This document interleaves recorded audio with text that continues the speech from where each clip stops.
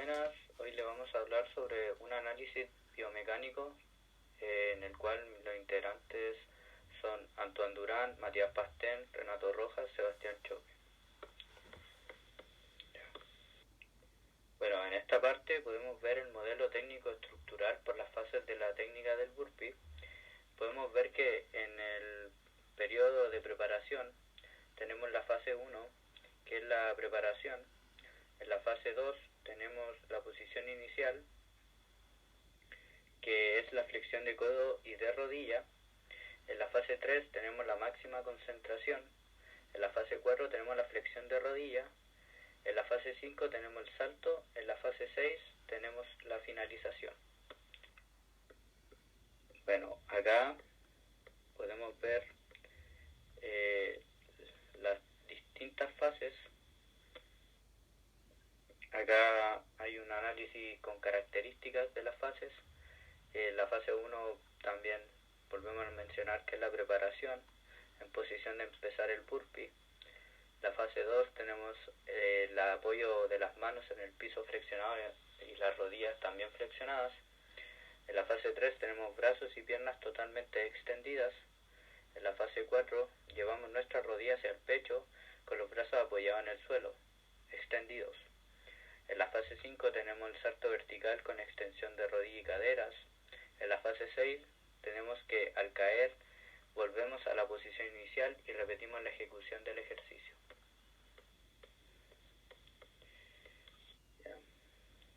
Acá también tenemos los músculos implicados en las distintas fases.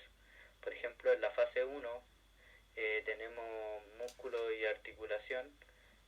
Tenemos que los músculos agonistas en este ejercicio son los deltoides, el deltoide posterior, el bíceps braquial, el glúteo mayor, el cuádriceps, bíceps femoral, y los músculos antagonistas tenemos el deltoide posterior, pectoral mayor, tríceps braquial, braquiorradial, el glúteo medio y mayor, el sartorio, y en las articulaciones tenemos hombro, codo, muñeca, rodilla, cadera. En la fase 3 tenemos los músculos agonistas, el deltoide posterior, el tríceps, el glúteo, en medio y menor, el sartorio, el bíceps femoral. Los músculos antagonistas que tenemos en estas fases es el deltoide posterior, el bíceps braquial, glúteo mayor, cuádriceps femoral. Articulaciones tenemos el hombro, el codo, la muñeca, la cadera y la rodilla.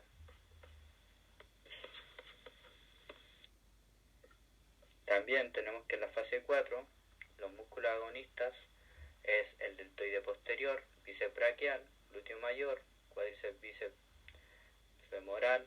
El músculo antagonistas son los deltoide posterior, el pectoral mayor, el tríceps braquial, el braquiorradial, el glúteo medio y mayor, el sartorio, y en las articulaciones de hombro, de las articulaciones tenemos el hombro, el codo, la muñeca, la rodilla y la cadera. En la fase 5 tenemos los músculos agonistas, serían los tríceps, deltoides, los deltoides anterior, el pectoral mayor, glúteo mayor, cuádriceps y semitendinoso. Los músculos antagonistas tenemos el bíceps braquial, el corabraquial, deltoide anterior, recto anterior, glúteo medio, menor, sartorio, y en las articulaciones tenemos la rodilla, la cadera, el codo, el hombro y la muñeca. En la fase 6 tenemos los músculos que son los mismos mencionados con una articulación de la rodilla y el tobillo.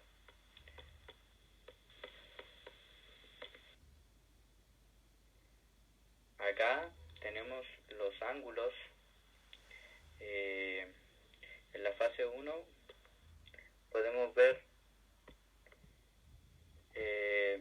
que el ángulo de la cadera, de la rodilla y del malleolo generaban 173 grados, un ángulo de 163,9 grados, un ángulo apófisis acromial, codo apófisis y estibiloidea de 160,2 grados.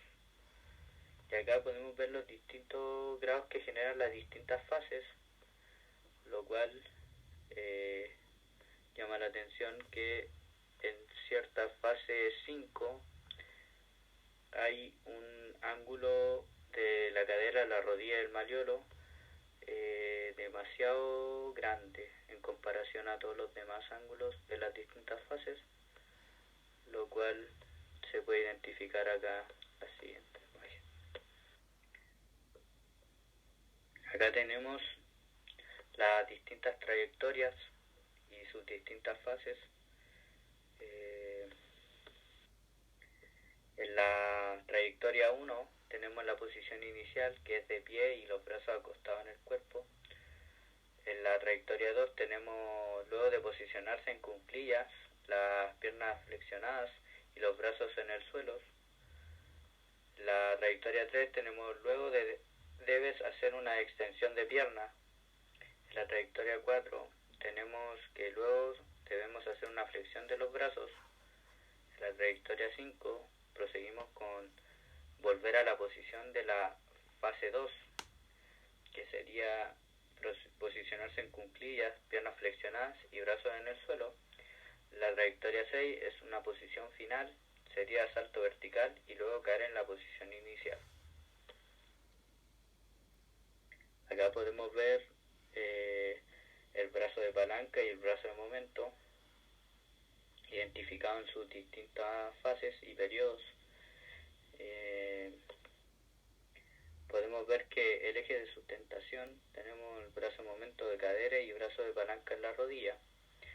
Tenemos en la fase 2 el eje de sustentación, el brazo de momento de cadera y de brazo de palanca rodilla.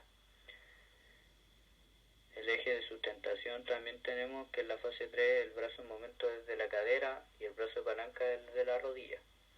Y así sucesivamente hasta la fase 6. Acá tenemos el modelo técnico estructural por las fases técnicas del golpeo de balón. Esto es el análisis técnico y estructural del pateo de balón. Tenemos que en la trayectoria 1 tenemos postura inicial, que es de pie y con una semiflexión de rodillas. En la trayectoria 2 tenemos una preparación de lanzamiento, que debemos dejar caer el balón. En la trayectoria 3 debemos dejar caer el balón y golpear con el empeine. Trayectoria 4 tenemos la semi-extensión de rodillas por el golpe. Y la trayectoria 5 tenemos la posición inicial. Acá tenemos las diferentes fases que se pueden identificar acá.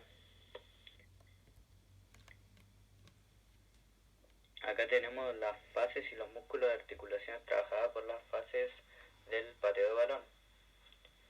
Tenemos que en la trayectoria 1 las articulaciones más predominantes son la cadera, la rodilla, el tobillo, músculo ilíaco y el psoas ilíacos.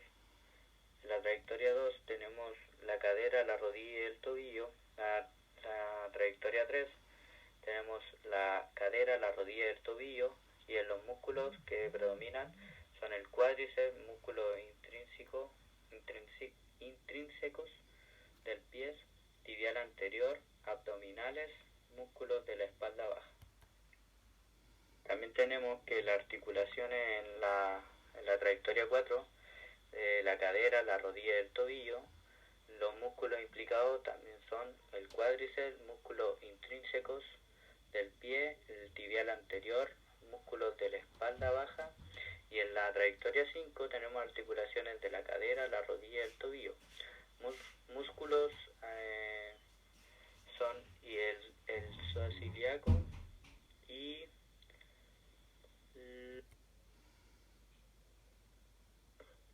también tenemos que la fase y los ángulos del pateo de balón. Tenemos que en la trayectoria 1 el ángulo es de la cadera, rodilla y el malleolo, genera un ángulo de 149,4 grados. El ángulo de la rodilla, el malleolo y el dedo, un ángulo de 90,5 grados. Que podemos ver que en la fase 3, en la trayectoria 3 hay un ángulo de la cadera, la rodilla del malleolo más grande o un ángulo mayor en cuanto a los otros ángulos de la cadera, la rodilla y el malleolo. Y en la trayectoria 4 tenemos un ángulo mayor en el tema de la rodilla, la cadera y el dedo.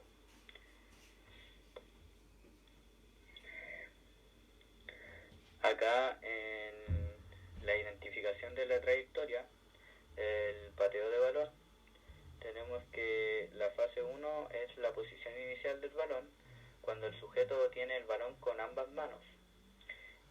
La fase 2 tenemos luego de posicionar el balón arriba del pie a patear. La fase 3 tenemos que dejar caer el balón impactando con el empeine. Luego de la fase 4, una sucesión del impacto del balón. En la fase 5 volvemos a la posición inicial. Acá estaría la identificación del brazo de palanca y brazo de momento del pateo de balón. Podemos identificar el eje en color naranjo, el brazo de palanca en color verde y el brazo de momento en color rojo. En la trayectoria 1 tenemos que el eje de sustentación, el brazo de momento, cadera y brazo de palanca, y el brazo de palanca es de rodilla. El eje de sustentación es el brazo de momento, cadera y brazo de palanca, la rodilla.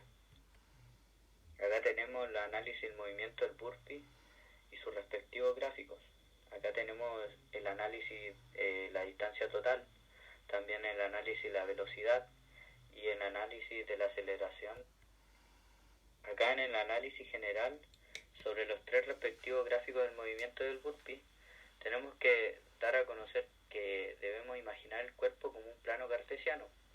La metáfora igual nos ayudó bastante, ya que sugiere que visualicemos el cuerpo como un sistema de coordenadas, posiblemente para representar gráficamente el movimiento o el cambio durante el ejercicio, lo que nos fue muy útil. También tenemos que al realizar un salto, el salto es un evento significativo que provoca un cambio de la posición del cuerpo. Esto también nos da a entender que impulsa una transformación en el plano cartesiano, elevando el cuerpo y aumentando la distancia. En la elevación en el plano cartesiano, tenemos que el salto resulta una elevación en el sistema de las coordenadas, posiblemente indicando un cambio positivo en la posición vertical del cuerpo. De estar neutro a aumentar la distancia también es un punto importante, porque antes del salto la posición podría haber sido neutral en el plano cartesiano. El salto provoca un aumento en la distancia, sugiriendo un cambio de posición en la posición, ya sea un cambio positivo en la posición, ya sea horizontal o vertical. La velocidad y el salto, la referencia a la velocidad que impulsa al final del salto, es crucial para alcanzar la máxima velocidad durante el ejercicio. El aumento para hacer el impulso. La mención del aumento sugiere que hay un esfuerzo adicional antes del salto final para generar un impulso necesario para realizar el ejercicio. La aceleración se reduce al final. Esto es debido a que la aceleración disminuye al finalizar el salto. Posiblemente cuando el cuerpo vuelve a tocar el suelo, este descenso de aceleración podría asociarse con la deceleración antes de aterrizar. Y acá tenemos el análisis de los gráficos del movimiento en pateo de balón de fútbol. Acá podemos ver la aceleración, también la velocidad, el desplazamiento total, y en conclusión o análisis general tenemos que la aceleración con mayor predominancia es la trayectoria del malleolo, como podemos ver en los respectivos gráficos. También tenemos que en el gráfico de la velocidad, que la articulación del malleolo también predomina en la velocidad. El desplazamiento, que podemos ver que hay un mayor desplazamiento en la articulación del malleolo debido a que al inicio está el inicio y el término del movimiento.